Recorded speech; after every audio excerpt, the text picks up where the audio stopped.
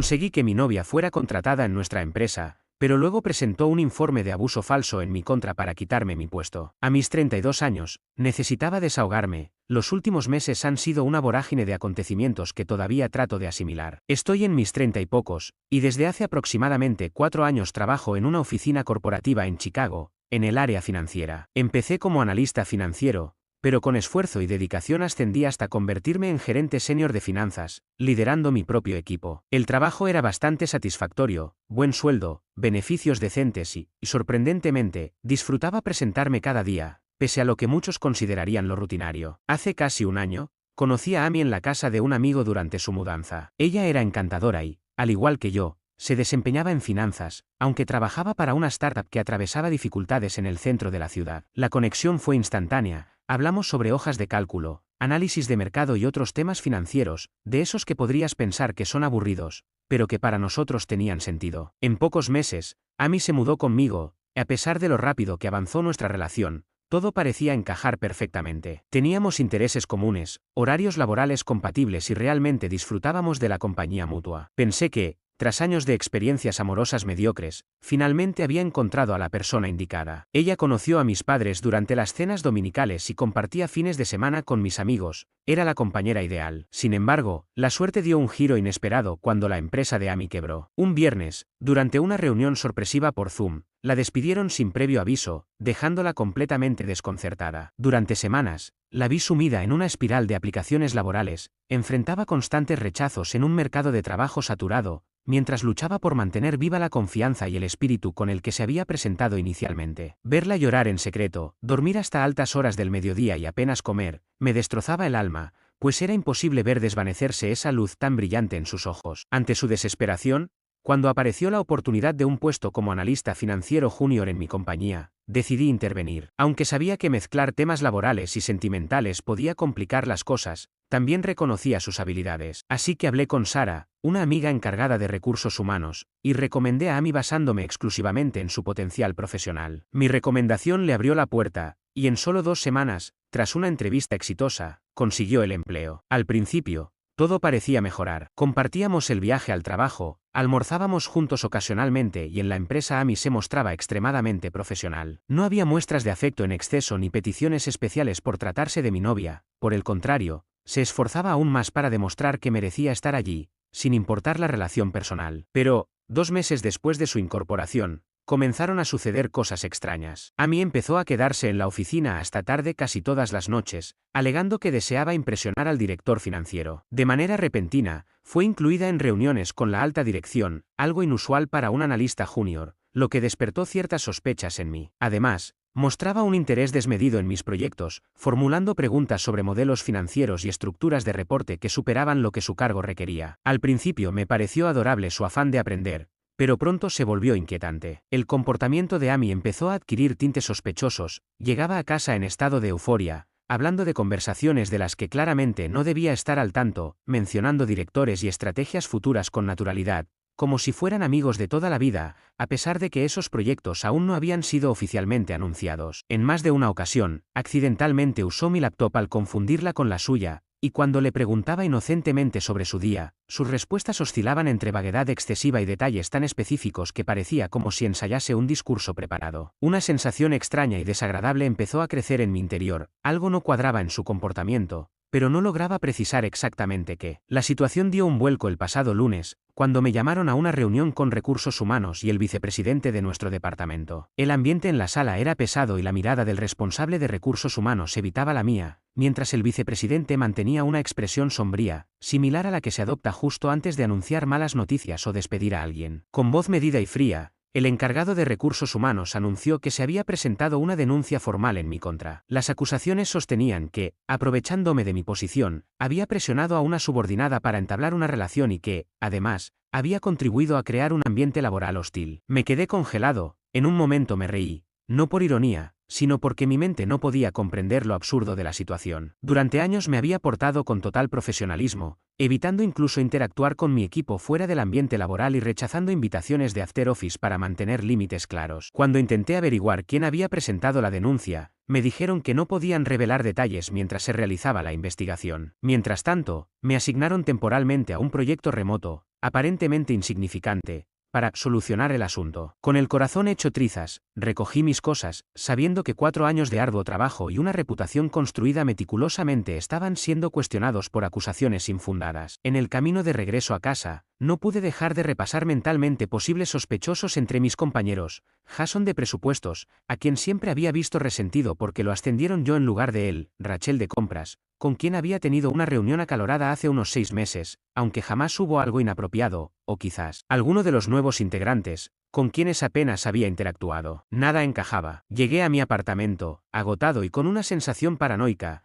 como si mi mente se hubiera quedado atrapada en un bucle de pensamientos corruptos. Fue entonces cuando Amy apareció. Entró radiante, dejó caer su bolso junto a la puerta y comenzó a hablar a toda prisa sobre una reunión exclusiva en la que había sido incluida, una sesión estratégica a puerta cerrada con el director financiero, en la que, según ella, sus ideas habían dejado a todos boquiabiertos. Mientras asentía sin realmente prestarle atención, notaba un cambio en los tiempos y en el acceso que había obtenido de la noche a la mañana. Fue en ese momento cuando comenzó a encajar en mi mente toda la conducta extraña, el cambio abrupto en su comportamiento, la manera en que, al verme entrar en una habitación, solía callar de inmediato, su hábito repentino de bloquear su teléfono, algo que antes nunca hacía, y su insistencia en preguntar por proyectos que yo ni siquiera había mencionado, proyectos que solo conocían los altos mandos. No quise confrontarla en el instante, deseaba observar su reacción. Mientras me recostaba en el sofá con los brazos cruzados y comentaba con un tono seco: «Hoy fue un día raro en el trabajo», ella apenas se detuvo a responder. De forma casi mecánica, inició una conversación sobre que, aparentemente, alguien insinuaba que estaba siendo demasiado amigable con otras mujeres. Su respuesta, entre una pausa casi imperceptible y un comentario entrecortado, me dejó la sensación de que, finalmente, comenzaban a desvelarse detalles de una trama oculta detrás de su actuación. El ambiente se volvía cada vez más enigmático,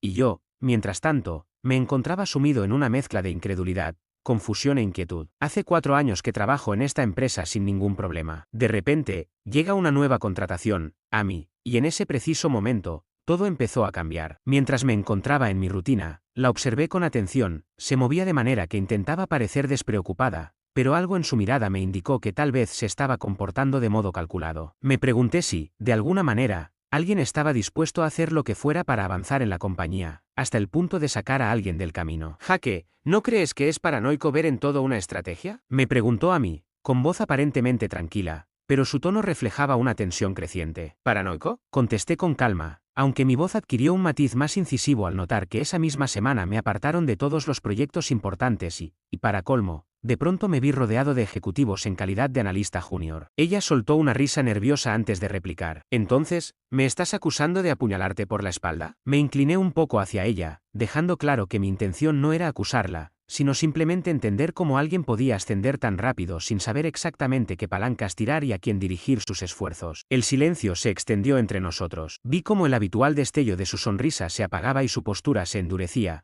como si hubiese mantenido una fachada demasiado tiempo. Finalmente, Amy dejó caer su máscara. Me miró con esa intensidad que nunca antes había visto. En ese preciso instante, dejó de fingir, y soltó un suspiro largo y controlado. «Sabes, ya no importa, ya está todo dicho», declaró con voz seca. «¿Eso es todo?», pregunté, incrédulo ante la franqueza de su tono. «No eres tonto, Jaque. Sabes muy bien por qué llegamos a este punto. Te conseguí ese trabajo, me arriesgué por ti. ¿De verdad crees que Recursos Humanos hubiera siquiera considerado tu currículum sin mi recomendación?», replicó, moviendo la cabeza en un gesto que mezclaba resignación y cierta burla, como si estuviese sopesando si la honestidad valía la pena en este contexto. «Agradezco el impulso inicial, pero no podemos pretender que eso fuese suficiente», añadió con frialdad. «Jamás pensé que podría subir desde un puesto junior de manera tan rápida». Ella no expresaba enojo, sino más bien daba a entender los hechos de forma casi factual, como si explicara el pronóstico del tiempo. «¿Así que tu solución fue destruir mi carrera para ocupar mi lugar?», pregunté,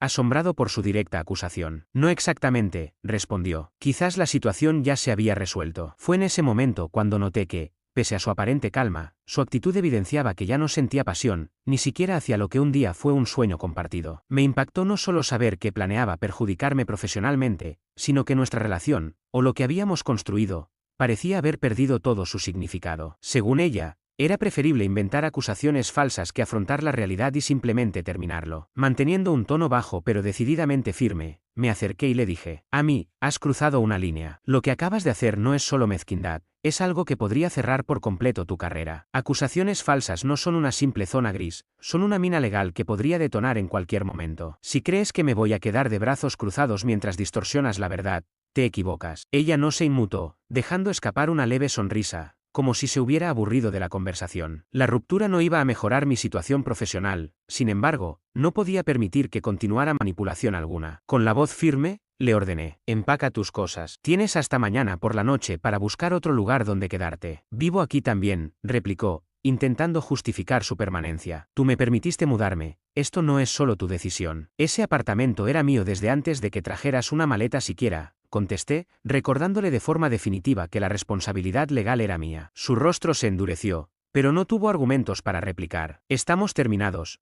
Amy, dije con la convicción de quien pone fin a todo de una vez. Totalmente terminado, añadí, retrocediendo como si de su presencia se tratase de algo repulsivo. Estás reaccionando de forma exagerada, murmuró ella, perdiendo la confianza que solía mostrar, consciente de haber cruzado un límite. Muy bien, recogeré lo esencial esta noche y el resto lo pasaré a más tarde, concluí. Mientras tanto, recogió algunas prendas y artículos de aseo, actuando como si mi decisión fuera injusta. Antes de marcharse, Amy me lanzó una última advertencia. Esto no habría sido necesario si simplemente me hubieras apoyado para avanzar en la compañía. Podrías haberme recomendado para puestos de dirección, pero siempre estuviste tan preocupado por evitar conflictos de intereses y por ganarte tu posición. No todos tenemos el lujo de esperar años para que nos reconozcan. Sus palabras fueron la gota que derramó el vaso. La miré, enfurecido, y me quedé solo en nuestro apartamento, intentando comprender cómo la mujer en la que confiaba podía ser tan calculadora. Esa noche, el sueño se me escapó por completo. Repasé cada conversación sobre el trabajo, cada documento que pudo haber visto en mi laptop, cada análisis financiero detallado que alguna vez compartí con ella. Sin embargo, recordé algo fundamental que despertó en mí una pequeña chispa de esperanza. Siempre he sido obsesivo con la documentación y la comunicación. Llevo registros de todo, correos electrónicos, reuniones, incluso grabadas con consentimiento, y notas meticulosas de cada interacción laboral importante. Al día siguiente, en lugar de enfrentar un posible proceso de investigación de inmediato, envié un correo electrónico a Recursos Humanos en el que expresé: entiendo que es necesario investigar a fondo estas acusaciones, colaboro en todo y confío en que la verdad saldrá a la luz. Por favor, infórmenme si precisan información adicional. Empecé a compilar mi evidencia. Monté una cronología de todas las interacciones que tuve con Amy en espacios públicos o en grupo, reuní testimonios de compañeros que podían corroborar mi conducta profesional, y recuperé mensajes de texto que evidenciaban que nuestra relación existía mucho antes de su ingreso a la empresa, demostrando que ya convivíamos desde antes. Además, encontré docenas de fotografías de eventos, viajes y reuniones familiares que desmintieron por completo sus afirmaciones. Lo más significativo, sin embargo, fue hallar en nuestro servicio en la nube compartida, configurado cuando nos mudamos juntos, varios capturas de pantalla que Amy había tomado de documentos confidenciales de la empresa. Entre estos estaban los salarios de los puestos directivos, incluyendo el mío, y previsiones financieras trimestrales aún no divulgadas públicamente. Esto dejaba claro que la situación había escalado a algo más grave que un conflicto de intereses. Se trataba de un caso de espionaje corporativo. No llegué a confrontarla nuevamente, ni recurrí a redes sociales para hacer una campaña contra ella. En su lugar, recopilé y ordené todas las pruebas con meticulosidad. Desde el principio decidí actuar de manera contundente. Entregué a Recursos Humanos toda la información fáctica y organizada sobre las acusaciones, dejando que la investigación siguiera su curso. Conservé otras pruebas como miras bajo la manga y, en paralelo, me concentré en el proyecto temporal que me habían asignado, decidido a demostrar mi valía para la compañía sin importar las circunstancias. Durante las 2 semanas siguientes no obtuve respuestas concretas. Mientras trabajaba desde una cafetería, me enteré por mensajes esporádicos de compañeros que Amy había retirado la mayoría de sus pertenencias y, según rumores, se había incorporado a reuniones de liderazgo presentando análisis financieros sorprendentemente similares a los que había discutido en las sesiones departamentales. Ayer por la tarde, recibí una llamada del vicepresidente y del jefe de Recursos Humanos solicitándome acudir a una reunión esa misma mañana a las 8. Aunque se negaron a dar detalles telefónicamente, noté en sus voces un tono distinto, menos severo y más cargado de disculpas. Llegué temprano, elegantemente vestido y profesional, a pesar de tener el corazón acelerado. La reunión fue breve pero decisiva. Tras revisar la investigación, confirmaron que no existía evidencia alguna que respaldara las acusaciones falsas. De hecho, se descubrió que la denuncia se había presentado de manera maliciosa con el objetivo de manipular la plantilla para beneficio personal. El vicepresidente, visiblemente apenado, me ofreció una sincera disculpa. Te debemos una disculpa. Tuvimos que tomar la acusación en serio, pero debimos gestionarla de mejor manera. Tu puesto fue restituido de inmediato con la compensación adecuada por las molestias causadas. Recibí la explicación de que no podían revelar las medidas concretas adoptadas contra el empleado que presentó el informe falso, ya que debían mantener la confidencialidad, aunque todos sabíamos a quién se referían. Además, me aseguraron que la política de la empresa sobre denuncias infundadas se estaba aplicando rigurosamente. Al terminar, le entregué un sobresellado con información adicional que había descubierto durante mi propia investigación. El vicepresidente, intrigado, me preguntó: ¿qué es esto? Allí le mostré evidencia que, sin relación directa con la denuncia de acoso, revelaba un importante acceso indebido a información confidencial de la empresa por parte de Amy. En el instante en que sacaron a la luz esos documentos, el ambiente en la sala se transformó radicalmente. El rostro del vicepresidente pasó de la disculpa a una expresión inquebrantable y fría. Tras realizar una llamada rápida, volvió a dirigirse a mí, diciendo: gracias por informarnos. Tomaremos medidas de inmediato. Menos de media hora después de abandonar esa reunión, cuando regresé a mi escritorio, mi verdadero puesto, junto a mi equipo, llegó un correo electrónico a nivel de toda la compañía anunciando importantes cambios organizativos. Para mi sorpresa, mi nombre aparecía como oficialmente reinstalado en el cargo de gerente senior de finanzas, además de que se me asignó dirigir una nueva iniciativa. El nombre de Amy había desaparecido de la lista. No pasó mucho tiempo antes de que mi teléfono comenzara a reventar. Primero recibí un mensaje de Amy preguntando: ¿qué hiciste? Luego otro: mi gafete no funciona, seguido de llamadas cada vez más frenéticas. Alrededor del mediodía ya contaba con decenas de mensajes, en los que variaba desde confusión y enojo hasta súplicas desesperadas. Sin embargo, decidí no responder a ninguno. Los rumores en la oficina contaban que aquella mañana, Amy había llegado al edificio y se encontró con el personal de seguridad en la entrada, quienes la escoltaron directamente a una sala de conferencias donde la esperaban recursos humanos y el departamento legal. Al intentar utilizar su laptop, descubrió que estaba bloqueada. La confrontaron no solo por la denuncia falsa, sino también por el acceso y la copia de información confidencial. Se encontró evidencia de que había estado enviando secretos de la empresa a su cuenta personal mediante su cuenta laboral durante semanas. Lo que empezó como un despido se transformó en un caso de posible conducta delictiva. Confiscaron su teléfono y laptop corporativos en el acto. Cuando intentó llevarse su teléfono personal, le informaron que, al haber sido usado para capturar información confidencial, también debía ser revisado. Ella se negó, empeorando aún más la situación, y la seguridad la escoltó fuera mientras gritaba exigiendo hablar con el director financiero, asegurando que se trataba de un malentendido. Según informó la recepcionista, 2 horas después aún la veían afuera del edificio, alternando llamadas hacia mí y pidiendo a otros empleados que la ayudaran a ingresar. Extrañamente, a pesar de todo, en el interior no sentí la satisfacción esperada. Más bien, me embargaron el cansancio y la tristeza al constatar que alguien en quien confiaba podía ser tan calculador. Sin embargo, también nació en mí una fría determinación. Ella intentó destruir mi carrera sin pensarlo 2 veces, pero las acciones tienen consecuencias. Bloqueé su número y pasé varios días con un amigo, temiendo que intentara llegar a mi apartamento, cuya cerradura ya había sido cambiada. Resultó que, cuando la situación lo exigía, yo también puedo jugar el juego. Una semana después del incidente, las cosas se intensificaron aún más. Tras haber bloqueado su número, Amy empezó a reaparecer de todas las formas posibles: correos electrónicos desde direcciones desconocidas, mensajes transmitidos a través de amigos en común e incluso una carta manuscrita deslizada por debajo de la puerta del apartamento de mi amigo, sin explicación de cómo había encontrado dicho lugar, lo cual me inquietó más de lo esperado. Primero me acusó de haberla delatado, luego cambió de tono, minimizando la situación y alegando que se trataba de una mentira desproporcionada. Poco después, le vino la compasión y la súplica, con mensajes del tipo: por favor, solo háblame, como si aún quedara algo por explicar. Decidí ignorar todas estas comunicaciones. El desarrollo más insólito ocurrió hace 3 días. Amy, de alguna forma, consiguió el número de teléfono de mi madre y la llamó, sollozando, diciendo que yo había malinterpretado la situación e incluso afirmando que estábamos comprometidos, aunque supuestamente en medio de una discusión. Esto complicó aún más el asunto, ya que mi madre y mi hermana llegaron a creer en su versión y se inundaron mi teléfono con mensajes, insistiendo en que debía escuchar su versión y en que las relaciones requieren esfuerzo, entre otros argumentos. Cuando intenté explicar lo sucedido, ellos opinaban que estaba siendo dramático y que simplemente ella había cometido un error tan insignificante como poner sal en el café, no como destruir la vida de alguien. Incluso mi padre, normalmente firme en sus convicciones, me sugirió que fuera el hombre grande y al menos hablara con ella. Nadie entendía realmente lo que se siente cuando alguien de confianza trata de arruinar tu vida para su propio beneficio. En lo que respecta a la situación laboral, la empresa, técnicamente, me había absuelto de toda culpa. Pero seamos realistas, una acusación de acoso deja una marca imborrable. Durante las reuniones me decían: te creemos, Jake, sabemos que no hiciste nada malo, pero en los pasillos noté miradas de soslayo, conversaciones que se detenían cuando me veía, y sonrisas forzadas de aquellos que antes reían genuinamente con mis chistes. Mi reputación estaba destrozada. Al día siguiente de mi reincorporación, mientras tomaba un café en la sala de descanso, 3 compañeros se levantaron de repente para asistir a reuniones urgentes. Al mediodía me encontré comiendo solo en mi escritorio, distraído en mi teléfono, pretendiendo que así me gustaba, mientras mis compañeros se mostraban amables pero distantes, como si fuera radioactivo. Solo mis subordinados directos actuaban con normalidad,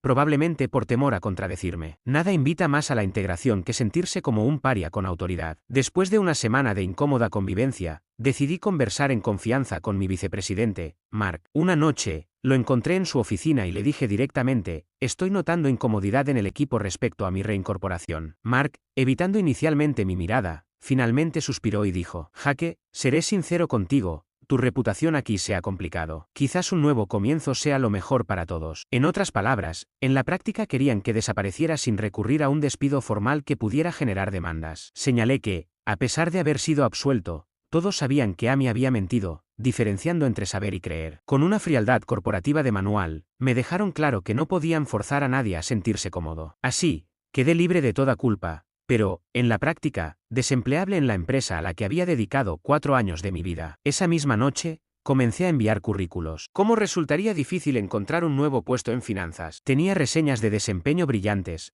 pero también una nueva acusación de acoso, algo que el Departamento de Recursos Humanos, por disposiciones legales, no podía confirmar ni negar durante una consulta de referencia. A pesar del escepticismo, mi primera semana de búsqueda de empleo transcurrió con cierto optimismo. Con un currículum sólido y experiencia demostrada, apliqué a 15 posiciones durante ese fin de semana, personalizando cada carta de presentación como si mi futuro financiero dependiera de ello. Finalmente, logré una entrevista en una firma de servicios financieros de tamaño mediano, en el centro de la ciudad. La primera llamada telefónica fue muy positiva, mis cualificaciones coincidían perfectamente con lo que buscaban y el reclutador se mostró genuinamente entusiasmado con la idea de integrarme al equipo. La entrevista presencial también comenzó de forma prometedora, ya que el gerente de contratación parecía impresionado por mi experiencia en proyectos y conocimientos técnicos. Sin embargo, llegó la temida pregunta: ¿por qué estás buscando dejar tu puesto actual? Cuando entré a la primera entrevista ya tenía mi discurso ensayado. Busco nuevos retos y espacios de crecimiento, dije, esbozando la mejor sonrisa que pude practicar frente al espejo. Admití que mi empresa actual me había permitido aprender mucho,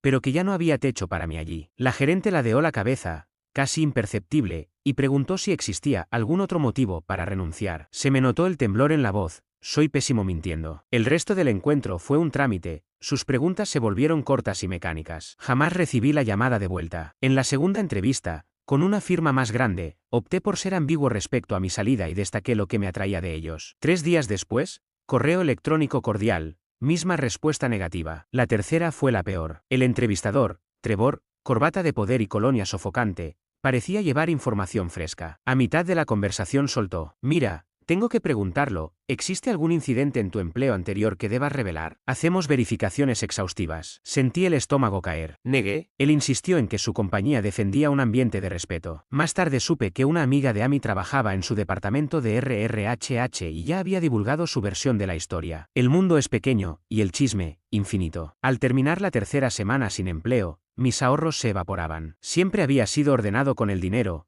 pero jamás planifiqué quedar desempleado por culpa de una novia psicópata. El contrato de alquiler, ahora solo a mi nombre, vencía, y el dueño pretendía subirlo un 15%. Sin ingreso estable, resultaba impagable. Pasé del sofá de mi amigo Tyler al estudio más barato que encontré, un cuchitril sobre el bar más ruidoso de la ciudad y debajo de alguien que, juro, entrenaba elefantes para zapatear a las 3 de la madrugada. Las paredes eran tan finas que podía oír la respiración de los vecinos, y la ducha parecía escupirme gotas con desprecio. El mobiliario incluía un colchón que recordaba demasiado bien la silueta del dueño anterior, una mesa coja sostenida por guías telefónicas y una heladera que gruñía como si conspirara. Pero, por $850 al mes, uno no exige lujo, bastante tenía con rogarle al banco que aceptara mi tarjeta. Mientras yo comía ramen por 5ª noche consecutiva, en mi antigua empresa el equipo legal afinaba la artillería contra Amy. Kevin, un excompañero, Me pasaba el parte de guerra cada vez que nos juntábamos, ahora él pagaba las cervezas. Descubrieron que Amy se reenviaba correos confidenciales de presupuestos a su cuenta personal, clasificándolos por carpetas. Iba de despacho en despacho haciendo preguntas inocentes sobre proyectos futuros y luego vendía esas ideas en reuniones con la directiva. Parasitismo corporativo en estado puro, ejecutado con precisión quirúrgica. Lo más incriminatorio fue hallar borradores de correos donde ensayaba su relato de acoso laboral, versiones /B, probando que acusaciones sonarían más verosímiles. Ni se molestó en borrar el historial, olvidó que los borradores se guardan en los servidores y que T monitoriza patrones de búsqueda. Y la guinda, entre la información robada había datos de una fusión inminente. La empresa planeaba adquirir una firma más pequeña con una cartera de clientes clave. Amy ya había contactado a uno de sus contadores por LinkedIn. Resultado: orden de alejamiento en proceso, demanda civil y posible denuncia penal por espionaje industrial. Un consuelo amargo, pero consuelo al fin. 2 meses después, la desesperación me obligó a ampliar el radio. Aceptaría puestos para los que estaba sobrecualificado, en ciudades que jamás consideré y hasta en sectores apenas relacionados. El subsidio de desempleo cubría un 60% de mi antiguo salario, devorando poco a poco mi fondo de emergencia. Entrevistas 4, 5 y 6, interés inicial, silencio súbito. Empecé a sospechar que Amy saboteaba mis candidaturas. Paranoia, quizá. Pero después de lo vivido nada me parecía imposible. La 7ª entrevista fue en una gestora modesta, especializada en clientes de nivel medio. Nada glamoroso, pero estable. Tras revisar mi currículum, el director respiró hondo. Mira, Jaque, tus competencias son claras, pero circulan rumores sobre tu salida anterior. Cuéntame tu versión, off the record. Cansado de bailar alrededor del asunto, decidí jugármela. Llevaba conmigo mi carpeta de pruebas, capturas de pantalla, correos, línea temporal, declaraciones de testigos. Era mi manta de seguridad, demostración de que no estaba loco. Cuando terminé, el tipo asentía, ojos muy abiertos. Vaya, eso es intenso, pero ahora entiendo por qué vienes tan preparado. Aquí valoramos a quien documenta todo. Justo lo que necesitamos en análisis financiero. Me ofreció el puesto. El sueldo era 30% menor y el cargo un retroceso a analista senior. Pero era un salvavidas. Lo acepté sin negociar, agradecido hasta lo patético. Día tras día reconstruí mi reputación, me ofrecí para los proyectos tediosos, corregí hojas de cálculo ajenas, llevé donas los viernes y me convertí en soporte técnico oficioso porque sabía vaciar la cola de impresión sin reiniciar el servidor. Lo peor era la soledad familiar. Mi madre y mi hermana defendían a Amy y me tildaban de vengativo por no frenar la demanda. Intenté explicarles que la empresa actuaba por su cuenta. No entendieron y dejaron de hablarme salvo por mensajes escuetos en fiestas. Siempre guardas rencor. Amy se equivocó, pero lo está pasando fatal, escribió mi hermana. ¿Equivocación? Es olvidar echar azúcar al café, no arruinar la carrera de alguien y robar secretos corporativos. Mi madre fue más dura, convencida de que Amy era la indicada y de que yo destrozaba mi oportunidad de ser feliz. Llorando, me dijo que Amy solo quiso demostrar su valía y que la situación se le fue de las manos. Aquello me dolió más que cualquier rechazo laboral. Dejé de justificarme. Mi padre, al menos, llamaba con frecuencia. ¿Cómo va el nuevo departamento?, preguntaba, fingiendo no oír el eco de mi apartamento vacío ni el karaoke ebrio del bar. Genial, tiene mucho carácter, mentía yo. Él gruñía, sin presionar. Siempre aterrizas de pie, hijo. Empecé terapia. 2 sesiones bastaron para que la psicóloga suspirara. Bienvenido al mundo corporativo. La verdad pesa menos que las apariencias. Luego quiso analizar mi patrón de atraer parejas manipuladoras, más que el trauma reciente. Cuando describí la traición calculada de Amy, preguntó, ¿qué crees que te llevó a alguien capaz de eso? Como si yo hubiese escogido a una sociópata en un catálogo. Lo que más me carcome no es el retroceso profesional, sino dudar de mi propio juicio. ¿Había señales que ignoré? ¿Estaba tan ansioso por una relación que pasé por alto sus alarmas? Oigo su frase una y otra vez, necesito más rápido. Me pregunto si ahora, al borde de un proceso penal, cree que valió la pena. Mientras tanto, mi mayor decisión diaria es si uso Arial o Times New Roman en los reportes mensuales, aunque mi nueva silla tiene soporte lumbar, todo un lujo. Algunas noches, tumbado, escucho el bajo retumbar del bar y repaso finales alternativos, y si nunca la hubiera recomendado, si hubiese notado que memorizaba mis análisis, si hubiese sido menos confiado, menos servicial, menos enamorado. Pero la retrospectiva siempre es perfecta cuando uno contempla los escombros. Tenía 2 trabajos. Al llegar temprano a casa, la oí decirle al vecino, es patético, cree que las horas extras lo hacen un hombre. Me alegro de no fingir atracción. El vecino se rió y ella replicó, créeme, ya lo soy. Me enojé. Dejé la cena de aniversario y me fui. Nunca imaginé que acabaría compartiendo mi desastre sentimental en internet.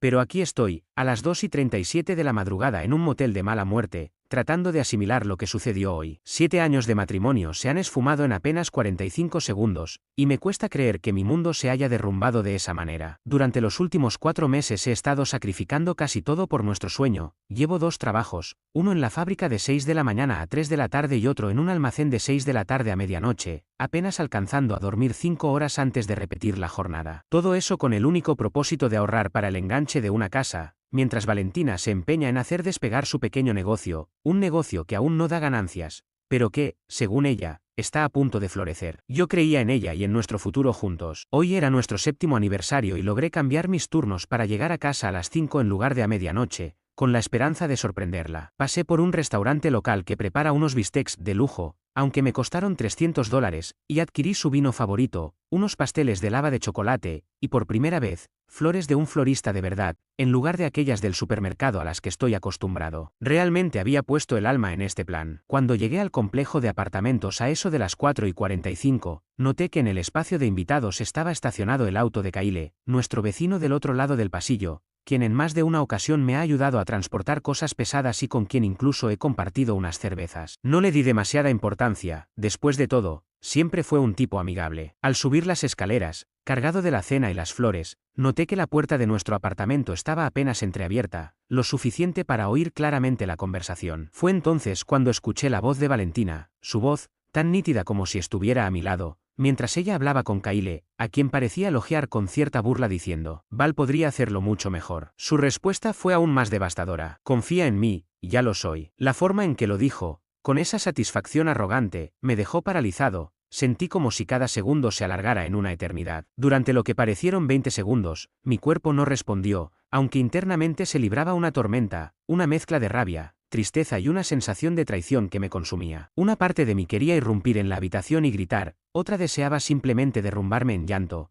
pero lo único que pude hacer fue colocar silenciosamente la cena en la encimera, dejar las flores a un lado y salir sin hacer ruido. Desde la cocina pude ver cómo se recostaban en el sofá, demasiado cerca uno del otro. La forma en que Valentina posaba la mano sobre el brazo de Kyle, y la mirada que dirigía a él, era la misma que, en otros tiempos, me dedicaba a mí. El frío que impregnó mi interior fue insoportable. Sin decir una palabra ni golpear la puerta al salir, regresé a mi auto y conduje sin rumbo fijo durante 3 horas. Mientras tanto, mi teléfono no paraba de vibrar. Imagino que al ver la cena abandonada, Valentina se percató de lo ocurrido. Recibí 47 llamadas perdidas para las 8 de la noche, y cuando por fin decidí encender mi dispositivo nuevamente alrededor de la medianoche, había 26 llamadas más y 8 mensajes de voz de ella que aún me cuesta escuchar. Incluso mi hermano me envió 3 mensajes preguntando si aún teníamos planeado juntarnos a jugar baloncesto el fin de semana. Durante estos últimos 7 años he trabajado sin descanso para construir un futuro junto a la mujer a la que amaba, y ahora descubro que para ella soy una completa broma. Recuerdo las advertencias de mi hermano Timothy,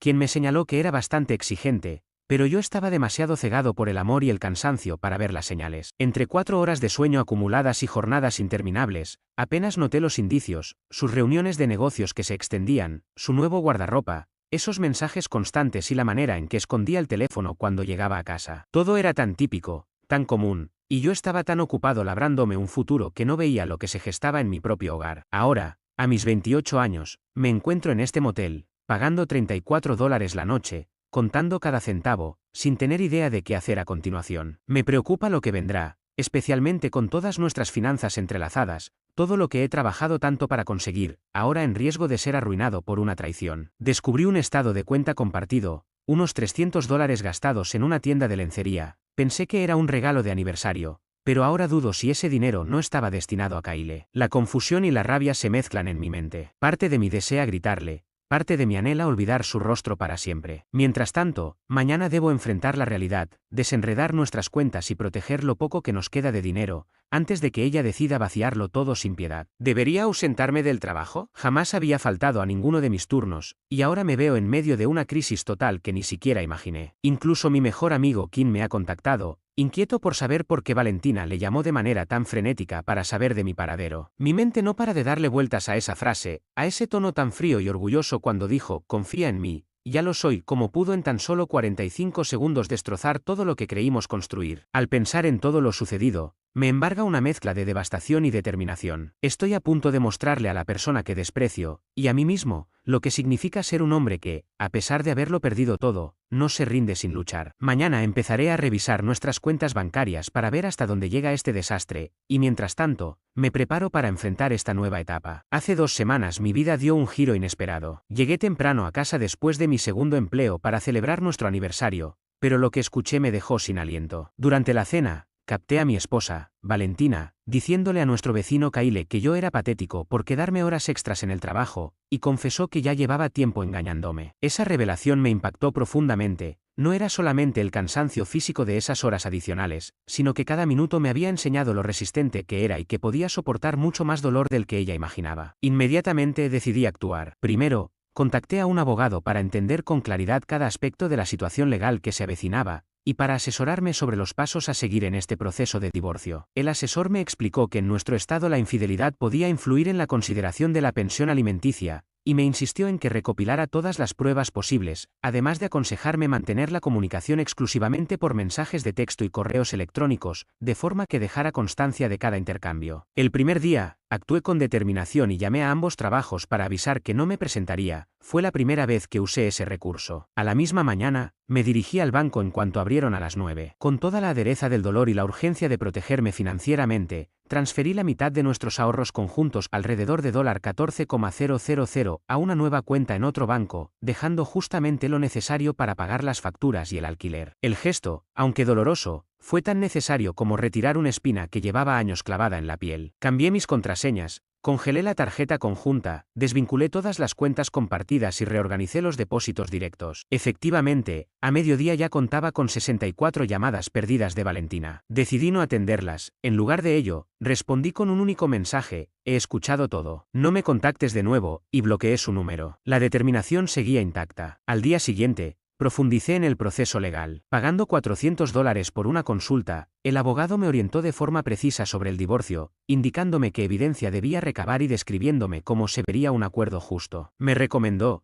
insistentemente, documentar cada detalle de lo ocurrido. Mientras tanto, Valentina se sumía en una espiral de pánico. Comenzó a llamar sin cesar a mi hermano, a mis padres y a cualquier amigo en común para dar su versión. Yo había desaparecido tras un malentendido. Mi hermano Timothy, con gran serenidad, le aseguró que yo estaba bien y tomándome un tiempo para procesar todo. Mis padres, sin tapujos, dejaron claro su desconfianza hacia ella. Mi madre incluso le manifestó que siempre supo que no era la indicada para mí, y mi padre terminó la conversación abruptamente. El quinto día, la situación se complicó aún más. Mientras me encontraba en un breve descanso en el trabajo, la recepcionista me informó que Valentina se encontraba en el vestíbulo, llorando y causando un alboroto. Por cuestiones de privacidad y para evitar más confrontaciones, informé que estaba atravesando un problema personal y no podía reunirme con ella. Finalmente, seguridad tuvo que pedirle que se retirara. Aunque presenciar ese episodio no fue motivo de orgullo, internamente experimenté una especie de satisfacción al ver cómo alguien que me traicionó perdía el control de la situación. En medio de todo este caos, mi amigo Kim se convirtió en un verdadero salvavidas. Su pequeño apartamento, con su modesto sofá, se transformó en mi refugio durante estos 16 días en los que viví en su hogar. Kim no solo me ofreció un lugar donde quedarme, sino también su ayuda incondicional. Documentó con capturas de pantalla los mensajes de texto cada vez más desesperados de Valentina y guardó los mensajes de voz que aún no me atrevo a escuchar. Para distraerme un poco durante las noches, jugábamos a ese tonto juego de carreras en su consola hasta que el cansancio vencía mi mente. A partir del segundo semana decidí dejar de ser pasivo y empecé a informar a nuestros amigos en común sobre lo ocurrido. Respondía de manera honesta y sin dramatismos, simplemente diciendo que no estaba en casa porque estaba tomando un respiro para reorganizar mi vida. La información se difundió rápidamente en nuestro pequeño círculo social. De pronto, se dejó de ver a Valentina en reuniones, sus fotos ya no recibían likes y hasta su socio de negocios, Ruth, una amiga de la universidad, se vio obligada a replantear su colaboración con ella. No pedí a nadie que tomara partido, pero la opinión general fue unánime: engañar a un hombre que trabaja 2 empleos para sostener sus sueños es algo imperdonable. Finalmente, al día 10 cometí una acción de la cual, si bien no estoy completamente orgulloso, no me arrepiento,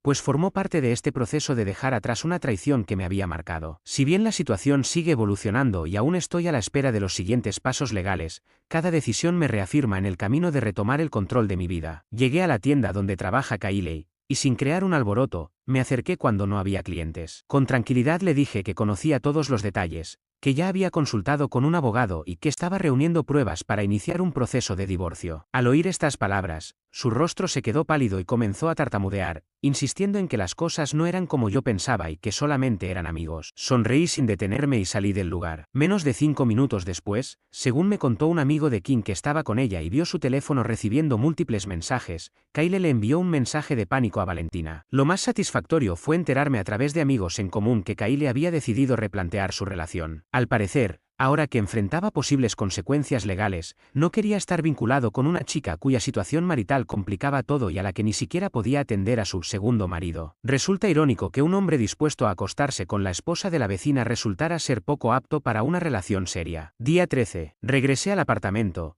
plenamente consciente de que Valentina estaría en su clase semanal de yoga. Aproveché para instalar algunas cámaras pequeñas en las áreas comunes del piso, algo totalmente legal dado que sigo figurando en el contrato de arrendamiento, nada en los dormitorios ni en el baño. No se trata de un acto de acosador, sino de una necesidad de documentar quién entra y sale, así como posibles daños o sustracción de objetos. El estado del apartamento era un reflejo del caos, envases de comida a domicilio por todas partes, montones de ropa y las flores que había dejado se habían marchitado en el florero. Los pétalos marrones se esparcían sobre la encimera, semejando mariposas que ya habían perdido su vida. Además, descubrí papeles reveladores relacionados con el negocio de Valentina. Ella ocultaba que su empresa tenía una deuda de $32,000, un hecho del que había mantenido silencio durante meses, mientras yo me entregaba al máximo para apoyarla en sus sueños. Recabé fotografías de todo, dándome más munición para el abogado. Día 15. Por fin contesté una de sus llamadas. Su voz estaba destrozada, llena de llantos y palabras atropelladas. Valentina me suplicaba una oportunidad para explicar, jurando que lo vivido con Kyle había sido un error sin mayor trascendencia. La escuché en silencio por exactamente 4 minutos y 14 segundos, que medí en el reloj, y luego le propuse tranquilamente encontrarnos a cenar al día siguiente para conversar. Su respuesta fue tan rápida que rozó lo desconsolador. Así,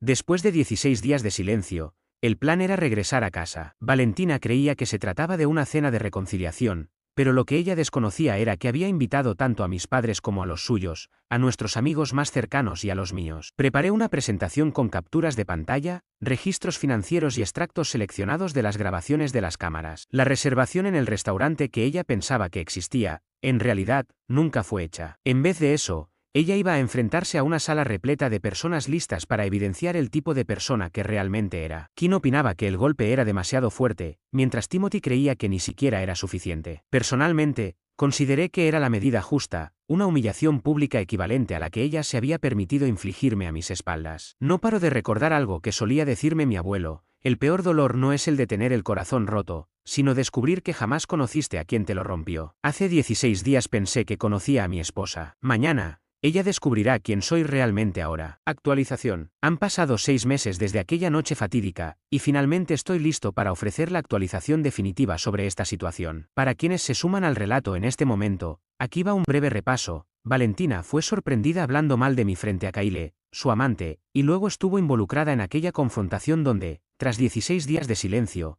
preparé una cena que ella creía sería una reconciliación. Durante días planifiqué cada detalle, incluso seleccioné la lista de reproducción que sonaría en el apartamento. Todo estaba meticulosamente orquestado, mis padres y los de ella llegaban en horarios precisos, al igual que nuestros amigos más íntimos. Sin embargo, la noche no transcurrió según lo esperado. A las 5:45, 15 minutos antes del horario previsto, recibí un mensaje de Valentina: ya voy. No pude esperar más y, en medio de la preparación, escuché la llave girar en la cerradura. Intenté avisar a todos para que se dieran prisa, pero sabía que no llegarían a tiempo, dejando claro que pasaría al menos 20 minutos solo entre ella y yo. Cuando finalmente salí del baño, la vi vestida con un elegante vestido azul, el que le había comprado en su último cumpleaños, sosteniendo una botella de vino y con lágrimas genuinas en los ojos. Durante un instante, las memorias de 7 años parecieron revivir y algo en mí flaqueó. Pero entonces, ella soltó la excusa más típica de Valentina: había traído el vino con la seguridad de que en mi casa jamás encontraría algo decente, incluso en medio de su montaje de falsa disculpa. En ese preciso momento, mi determinación se reavivó. Los siguientes 20 minutos resultaron extraordinariamente intensos. Valentina ofreció una actuación llena de llanto y disculpas, afirmando de nuevo que lo de Kyle fue irrelevante,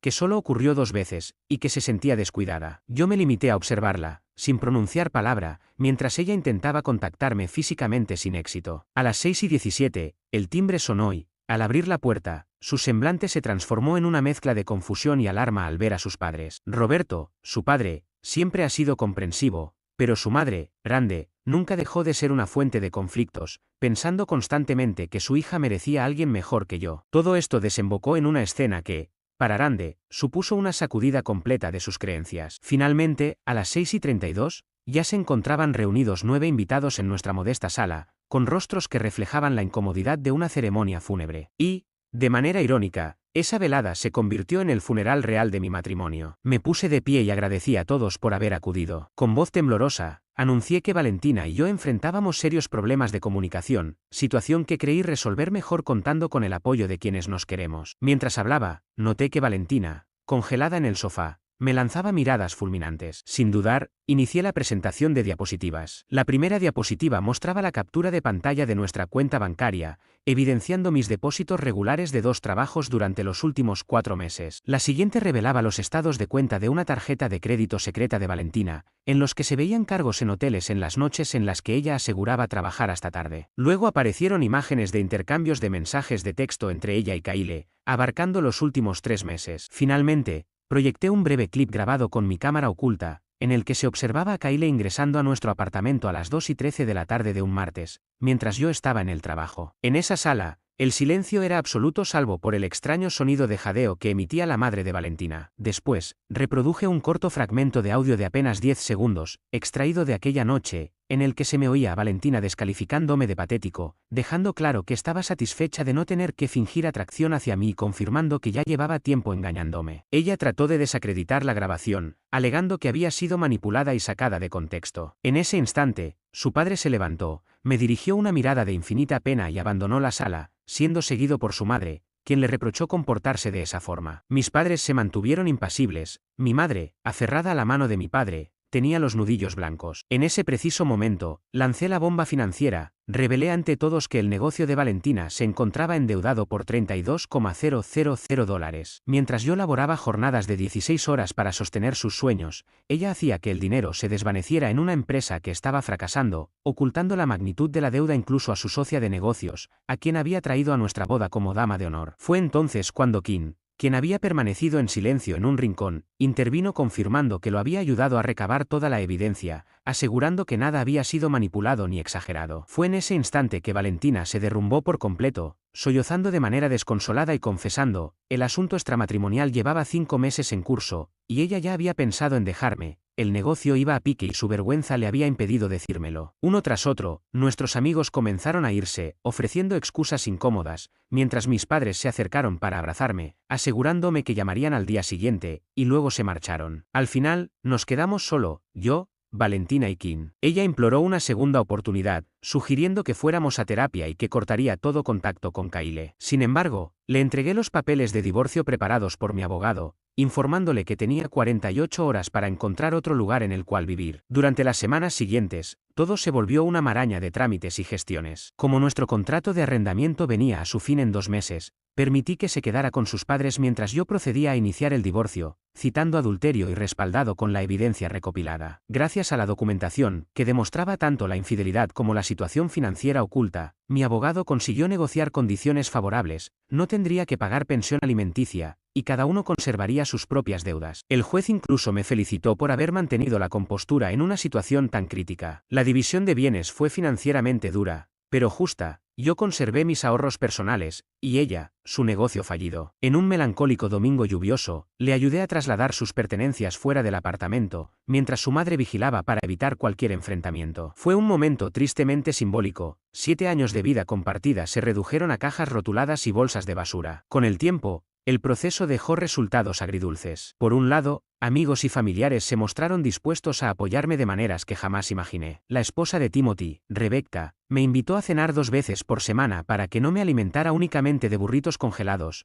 Kim me presentó a un compañero de gimnasio que me ayudó a canalizar mi ira a través de las pesas, y mi jefe comprendió que mi productividad se viera afectada por la situación. Por otro lado, el duelo se manifestaba de forma impredecible. Algunos días lograba concentrarme en reconstruir mi vida, mientras que otros, al encontrar alguna chuchería mía como una coleta de su cabello debajo del sofá, me hacía detenerme y reflexionar durante horas. Las noches eran especialmente difíciles, y me encontraba despierto, dando vueltas a la mente a las 3 de la madrugada y cuestionando cada aspecto de mi matrimonio, dudando si algo de lo vivido había sido real. La situación de Valentina se deterioró rápidamente. Su meticulosamente elaborada fachada en las redes sociales se desmoronó. Al perder el apoyo de mi segundo ingreso, se vio obligada a mudarse a la casa de sus padres a sus 32 años, y su negocio colapsó oficialmente 8 semanas después de nuestra separación. Según amigos en común, Kyle llegó incluso a bloquear su número tras verla presentarse en su casa, ebria y suplicándole formalizar su relación. El clásico comportamiento de Kyle, dispuesto a acostarse con la esposa de otro, pero no a enfrentar el lío que había ayudado a crear, no dejó duda de la magnitud de su implicación. A 3 meses del divorcio, recibí una promoción en mi empleo principal, lo que me permitió renunciar al segundo trabajo. Aunque mi horario de sueño seguía siendo un caos, seguía adelante con mis responsabilidades. Además, eliminé las aplicaciones de citas que había descargado impulsivamente poco después del divorcio. Aún no estaba preparado para ello, pues algunas heridas requieren más que un match en Tinder para sanar. 5 meses después, me crucé con Valentina en el supermercado. Fue un encuentro incómodo, ambas partes nos veíamos arruinadas, y terminamos haciendo un extraño baile de fingir que no nos conocíamos hasta coincidir en la misma fila de caja. Ella preguntó por mi estado y yo respondí que estaba bien. Al enterarse de que acudía a terapia, asentí con aprobación. Permanecimos en un silencio incómodo hasta que llegué a pagar, casi como si fuera una especie de cierre. 6 meses después, finalmente abandoné ese apartamento plagado de fantasmas y recuerdos dolorosos. Me trasladé a un lugar más pequeño y cercano a mi trabajo, con la ayuda de Kim y Timothy. Aquella noche, mientras tomábamos unas cervezas en el balcón de mi nuevo hogar, sentí por primera vez en medio año una especie de paz interior. Si existe una moraleja en esta triste historia, es que a veces la persona en quien más confías resulta ser la que menos debes confiar, que la venganza puede parecer dulce, pero la sanación lo es aún más, y que trabajar 2 empleos para sostener los sueños ajenos es un juego destinado al fracaso. Quizá todo ello, quizás, sea tan simple como aceptar que la vida continúa, a pesar de que uno piense que no puede seguir. El mundo sigue girando, las facturas siguen llegando y el sol vuelve a salir, ya sea que estés felizmente casado, recién divorciado o en algún punto intermedio. Yo ya no soy la misma persona de hace 6 meses, más cínico, sí, pero también más consciente de mi propio valor. Ahora sé lo que merezco y lo que no estoy dispuesto a tolerar, y he comprendido que agotarse para ganar la aprobación de otros es una ruta directa a terminar exhausto, traicionado y sentado en la habitación de un motel, preguntándome qué diablos le ocurrió a mi vida. Agradezco a todos los que han seguido este viaje junto a mí, a Reddit, cuyas críticas, consejos y verdades brutales me ayudaron a atravesar los momentos más oscuros. No estoy seguro de si volveré a actualizar esta historia, pero por ahora, espero que este capítulo finalmente haya llegado a su fin.